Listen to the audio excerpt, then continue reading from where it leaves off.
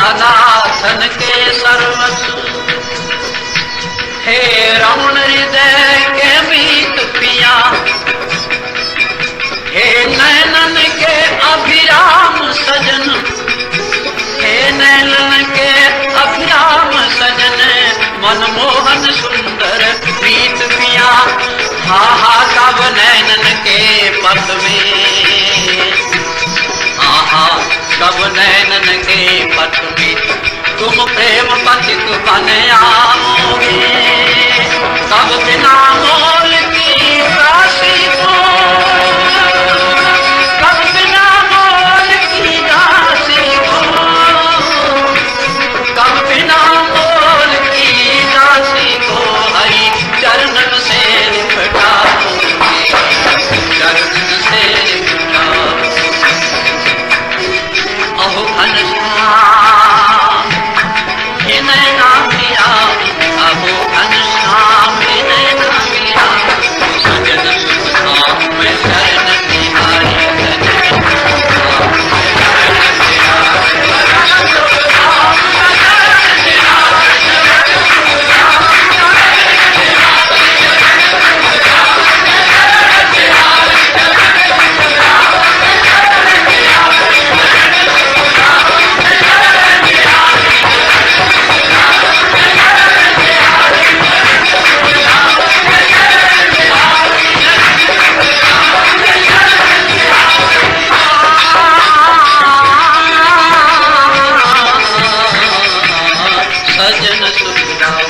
सजन सुख धाम। चोर कुछ कदम ही आगे गए थे, उन्हें दिखाई देना बंद हो गया। भगत जी तो अपनी मस्ती में थे। चोर सोचने लगे अब क्या होगा। अरे तुम्हें दिखाई देता है धन्ना? नहीं भैया मंगू, मुझे तो दिखाई कुछ नहीं दे रहा। चारों के चारों चोर अंधे हो गए, एक पग भी आगे नहीं चल पा सकी थी। भैया हमने भगत का अपराध किया है। भगवान अपना अपराध तो सहन कर लेते हैं, परंतु भगत का अपराध कभी सहन नहीं करते। हमने भगवान के भगत का अपराध किया है, चलो उन्हीं के पास चल करके क्षमा मांगे। परंतु वो कहाँ है? कहाँ है? उनकी पहचान तो कोई मुश्किल नहीं है। यहीं थोड़ी दूर पर अपने प्यारे का नाम उच्चारण कर रहे होंगे। और कहाँ गए होंगे? भगत जी, भगत जी महाराज। भगत जी बोले भैया आप फिर आ गए हो? हाँ भगत जी हम आ रहे हैं, आप हमें बुलाते रहो, हम आपकी आवाज पर ही आ सकते हैं, हमें दिखाई कुछ नहीं दे रहा। भगत जी के पास आकर के कटोल कटोल कर चरणों में लिपट गए। भगत जी हमें क्षमा कर दो, हमसे भगतापराध बन गया है, आप दयालु हो, आप अपने भगवान से क्षमा मंगवा सकते हो। क्या हो गया भैया तुम्हें? भगत तो सदा दयालु, संत हृदय नवनीत समाना। चरण पकड़े भगत के, उसी समय भगत तो रीझ गए। सरकार मेरे कन्हैया तुम तो जानते हो, ये नहीं जानते। क्या क्या कहेंगे ये लोग? आप यदि इनके साथ इन जैसा बर्ताव करेंगे तो ये क्या कहेंगे? ऐसी बात पर तो मैं भी आपको कठोर कहूंगा। जो मौसी करो तो मैं कहूँ कठोर,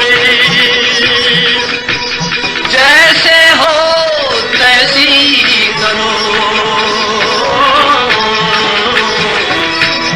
सुनो जी रसिक शिरोमणि। सरकार आप अपने स्वभाव को प्रयोग कीजिए, इनके स्वभाव का प्रयोग मत कीजिए। जीव तो सदा ही अपराधी है, आप सब कुछ जानते हुए बस इतनी बात ही। अच्छा भैया ऐसे करो, मेरे साथ मिलकर के संकीर्तन करो, तुम्हें दृष्टि फिर वापस मिल जाएगी। ऐसे मेरे कन्हैया बता रहे हैं, तुम मेरे साथ कीर्तन करो। भगत जी हम जन्म भर संकीर्तन करेंगे तुम्हारे साथ, आज की बात नहीं। यदि आपके कन्हैया इस वक्त हमारे पर कृपा करें, क्यों नहीं करेंगे? वो तो परम दयालु हैं, तुमने नहीं सुना उनका नाम? सर्वज्ञ है, सर्वशक्तिमान है और परम दयालु है साथ में। दया अवश्य करते हैं जीव पर। वो तो अकारण है, ऐसी है जीव के। तुम कहाँ भागते जा रहे हो? आओ मेरे साथ मिलकर के बोलो। आओ घनश्याम हे नैना पिया में, सजन सुख धाम में शरण के।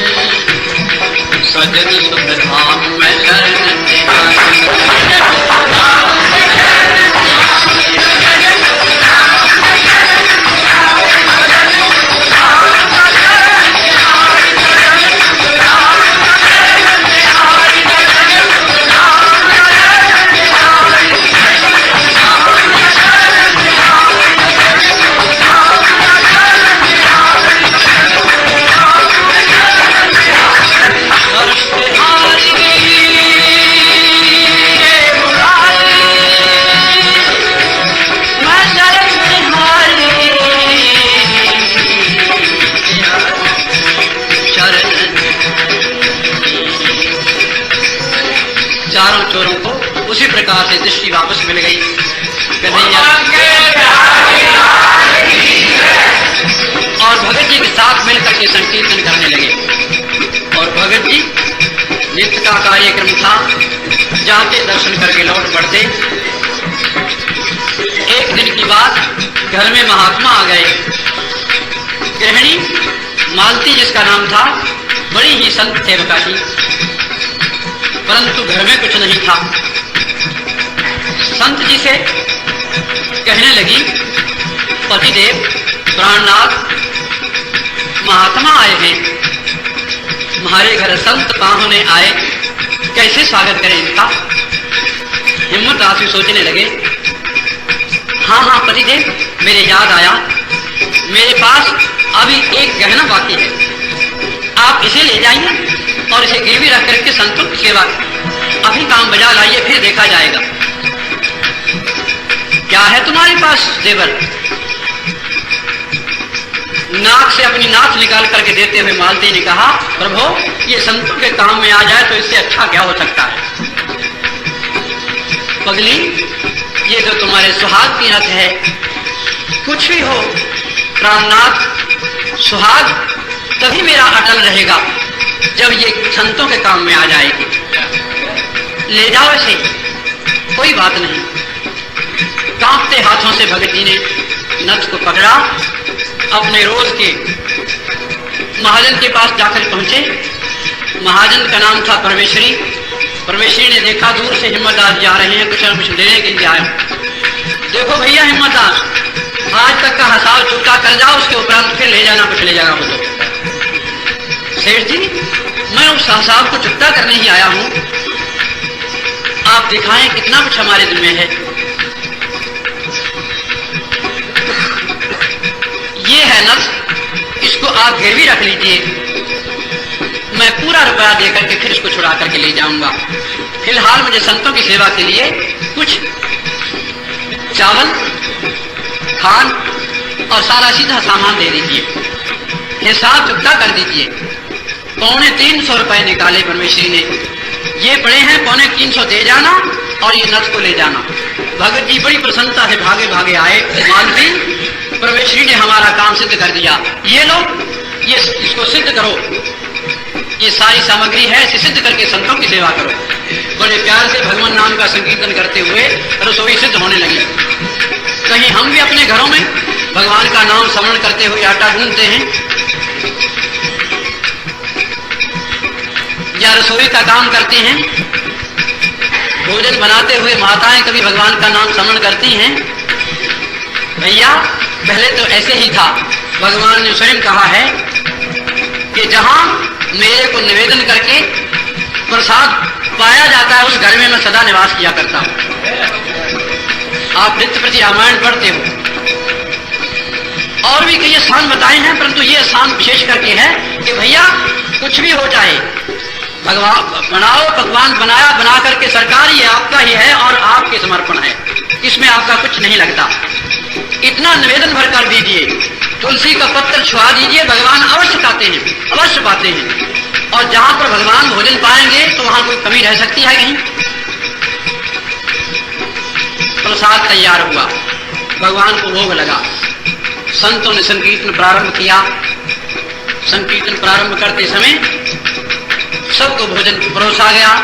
भोजन पा करके संत लोग तो अपना हरि गुण गाते हुए तीर्थ यात्रा की ओर चल पड़े। पश्चात रह गई मालती और हिम्मतदास। हिम्मतदास और मालती दोनों ने संतों की पत्रों की जोशन को उठा करके उसी से अपनी भूख का निवारण किया और भगवान का नाम स्मरण करते हुए शयन कर गए। प्रातः काल हुआ,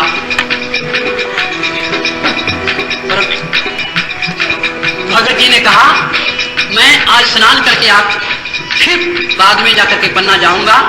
मालती अभी आया मैं लौट करके, धोती उठाई और गंगा स्नान करने के लिए नदी को चले गए। इधर भगवान कब रह सकते थे भला? भगवान ने हिम्मतदास का स्वरूप धारण किया। स्वरूप धारण करके और परवेशी दास के पास पहुंचे। प्रातः काल होते ही परवेशी दास, लाला जी, सेठ जी, अरे कौन है? प्रातः काल ही आ गया। मैं हूं हिम्मतदास। हिम्मतदास, आप कैसे फिर प्रातः काल ही आ गए? ये लो अपने वो ये पैसे हैं, हमारा हिसाब चुकती कर दीजिएगा। अरे भगत जी, इतनी जल्दी क्या थी तुम्हें? फिर आ जाते, महीने 2 महीने में आ जाते। हमारा तुम्हारा हिसाब तो चलता ही अच्छा ही है, चुकती हिसाब अच्छा नहीं होता। नहीं नहीं परमेश्वरी दास, ये ले लीजिए और इसकी रसीद बना दीजिए। रुपये वसूल होकर रसीद बन गई। हिम्मतदास जी रसीद लेकर के और नथ लेकर के घर में पहुंचे। घर में क्या हो रहा था? प्रातः काल गैया के गोबर से लिपाई हो रही थी।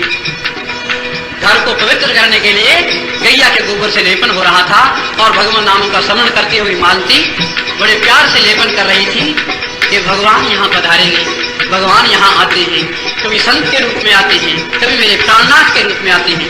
वो सदा आते ही रहते हैं, यहाँ भगवान अवश्य आते हैं। इतने में ही भगवान दरवाजे पर पहुंच गए। पहुंच करके आवाज ली, मालती, अरे ओ मालती। मालती ने पीठ फेर कर देखा, कौन? आप प्राणनाथ, आप स्नान करने गए थे, अभी जल्दी लौट आए। मालती, एक काम याद आ गया था, अवश्य काम था, उसके लिए लौट पड़ा हूं। ये लो तुम्हारे नथ।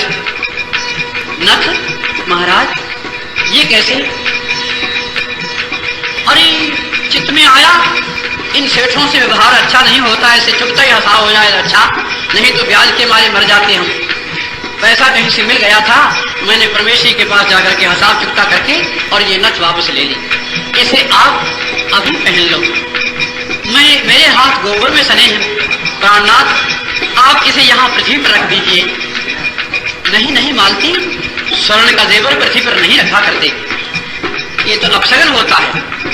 स्वर्ण को तो सुंदर रूप से संभाल करके रखना चाहिए।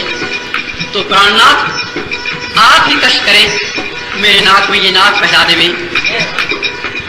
श्याम सुंदर ने सोचा, अहो भाग, एक भक्ता के नाक में हम कुछ ना कुछ तो सेवा कर सके। सरकार आगे बढ़े और मालती भगवान की ओर मुख करके खड़ी हो गई। दोनों हस्त कमलों से सरकार ने मालती के नाक का स्पर्श किया। बस स्पर्श करने मात्र की देर थी। मालती को ऐसा प्रतीत हुआ जैसे कोई बिजली से कौन जाती है। उसे ऐसे प्रतीत हुआ ये कोई असाधारण है, कोई ये मनुष्य है, कोई असाधारण, मेरे पति का रूप धारण किया है इसने। नाच पहना दी गई। पहनाने के उपरांत अच्छा मालती में स्नान करके पन्ना जा रहा हूं। भगवान लौट गए। हिम्मत दास आए गीली धोती सुखाने के लिए। मालती, अरे ओ मालती। हाँ प्राणनाथ, ये धोती है, इसे सुखा दो। अभी तो महाराज आप स्नान करके लौटे थे पहले भी, अब फिर आप आ गए हो, कुछ समझ में नहीं आ रहा। हिम्मत दास ने देखा, मालती ये तुम्हारे नाक में नथ कहां से आई है? सच सच बता, कहां से आई है नाक? प्राणनाथ, इतनी अवस्था होते हुए फिर भी आपको मजाक सूझ रहा है। प्राणनाथ, आप ही तो अभी पहना कर गए हैं और अभी पूछ रहे हैं कि ये नथ कहां से आई है। मालती, सचमुच? मैं नहीं आया था, मैं समझ गया, वही छलिया होगा। अरे मालती, तू भाग्यशालिनी है, तेने भगवान के हाथ से नथ पहनी है, तुम्हारा साहस अटल हो गया है। आहा, तू भाग्यशालिनी है, मैं तुम्हारी चरण नज उठा करके मस्तक पर लगाऊं? क्यों नहीं, ऐसी भाग्यशालिनी भगता मेरे को प्राप्त हुई है। अरे परमेश्वरी, तुम धन्य हो गई। पता पूछने के लिए परमेश्वरी के पास पहुंचे। भगत जी को होश नहीं था, भागे भागे परमेश्वरी के पास पहुंचे। परमेश्वरी, भैया परमेश्वरी। हिम्मतदास जी, आप कैसे आ रहे हैं? अभी आपसे कोई नथ लेकर गया है। हाँ हिम्मतदास जी, अभी आप ही तो आए थे, आप मेरे को मजाक करने पर तुले हैं। तुम्हारे हाथ की रसीद? हाँ महाराज, मैंने रसीद दी है। परमेश्वरी के चरण पकड़ करके भगत जी लौटने लगे। परमेश्वरी, तू भाग्यशाली है, तूने भगवान के दर्शन किए हैं। मैं नहीं था, वो मेरे रूप में और कोई था, वही रूप बदल करके आया था। वो छलिया तुम्हारे पास भी आ गया, मैं अभागा अभी तक उसे दर्शनों से वंचित रहा हूं। अच्छा परमेश्वरी, धन्य हो तुम भैया। मस्ती में इस प्रकार से लौट पड़े भगत जी, घर की ओर आए। मालती, भगवान ने कहां चरण रखे थे? यही प्राणनाथ। चरणों के थोड़े थोड़े चिन्ह प्रतीत हुए। भगत जी लौटने लगे और मस्ती से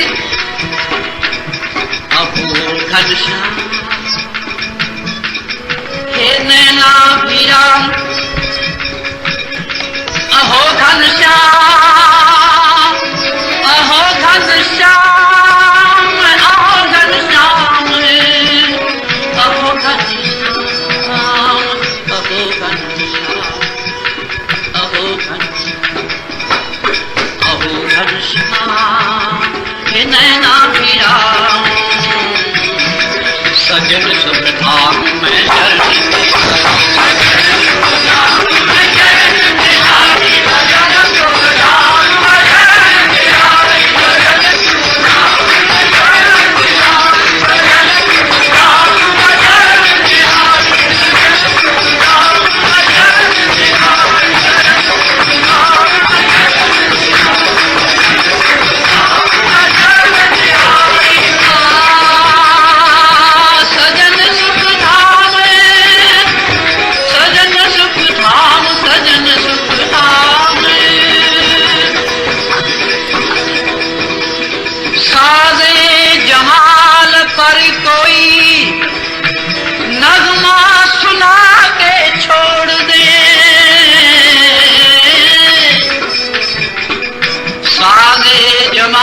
पर कोई नगमा सुना के छोड़ दे, सदका निगाहे मस्त का मस्त बना के छोड़ दे। रूहे कलीम फूंक दे इश्क की कायनात में, इश्क की कायनात में रूहे कलीम इश्क की कायनात में। बर के नजर का वास्ता पर्दा उठा के छोड़ दे, बर के नजर का वास्ता पर्दा पर्दा उठा के छोड़ दे। मस्तियां उनकी मस्तियां हर हस्तियां उनकी हस्तियां, हस्तियां उनकी हस्तियां और मस्तियां उनकी मस्तियां, जिनको तू अपनी आंख से मस्त बना के छोड़ दे। चश्मे जहान रोज में, चश्मे जहान रोज में, चश्मे जहान रोज में, चश्मे जहान रोज में गैर हूँ मैं तो क्या क्या हुआ, गैर हूँ मैं तो क्या हुआ। इतना ही बस मुझे बहुत है, तू अपना बना के छोड़ दे, अपना बना के छोड़ दे, तू अपना बना के छोड़ दे।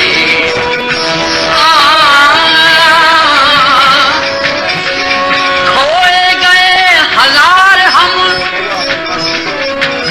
खोए गए हजार हम, तुमको तो पा लिया मगर खोए गए हजार हम, तुमको तो पा लिया मगर ऐसा तू ही बताओ कौन है, तू ही बताओ कौन है जो तुझको पाके छोड़ दे। ऐसा बताओ कौन है जो तुझको पाके छोड़ दे, छोड़ दे। पर के नजर खलास का पर्दा उठा के छोड़ दे। गोविंद जय जय मेरो गोपाल,